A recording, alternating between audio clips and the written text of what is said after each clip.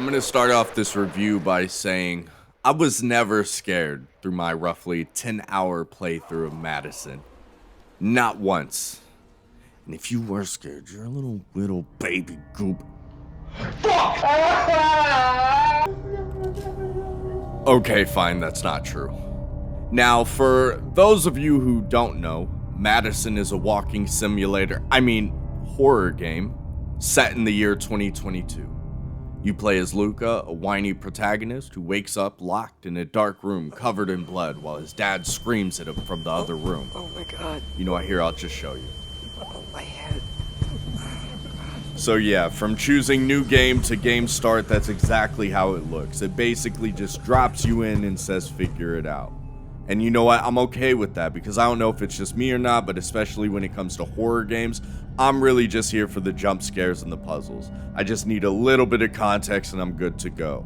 And MADiSON does a great job of that. There's a couple exposition dumps that never really wear out their welcome, and they honestly give you a much needed break from the tense atmosphere. And let me tell you, this atmosphere is tense. I could only realistically play the game for about an hour at a time before the mental anxiety would take over and I'd have to play Tekken.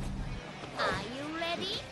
So anyways, soon after dropping you in and completing your first semi-puzzle, if you can call it that, you're greeted with a present, an old Polaroid style camera with your name scribbled on the top. Using context from old Polaroids laying around the ground, you're able to assume that whatever entity is leading you at this point wants you to also take a picture of the same spot because why not? And soon after, you're on your journey to become the first possessed paparazzi in video game history. Hey, Antlers, is it true what they said about you and Miley Cyrus? Antlers, over here. MADiSON only consists of roughly 7 main puzzles, if I had to guess, and each of them is expertly done. Every minute ticking by ramping up the suspension and furthering the mystery of MADiSON and her devilish purpose for you. Game developers BLOODIOUS Games has near perfect pacing and consistency throughout the entirety of the game, truly. From the beginning with those freaking Virgin Mary statues following you everywhere and brilliant camera work, very reminiscent of that beloved PT demo all horror fans wake up in the middle of the night wishing came into fruition. All the way from that to the extremely memorable cathedral and the villain Hans, sure to give you waking nightmares. Candle.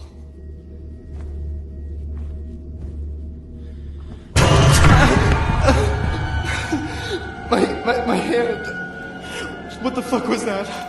While never groundbreaking in any one way, MADiSON knows when to favor sound effects and nuance over in-your-face jump scares, and then juggles them both in tandem to keep you on your toes. Is it perfect? No, of course not. Not all things can be neat. The polish on the game does leave a little to desire. Moments in the subtitles fail to actually mimic what was said. And I'll never not wonder why having a disembodied floaty main character has become the common trope for this style of horror game. Like, come on, can you explain that? It doesn't make sense. But one thing I do know is in the ever more congested subgenre of PT-style horror games, MADiSON has managed to stand out and impress with one of the better horror games of recent memory. And for that, it's getting 4 out of 5 Virgin Mary statues.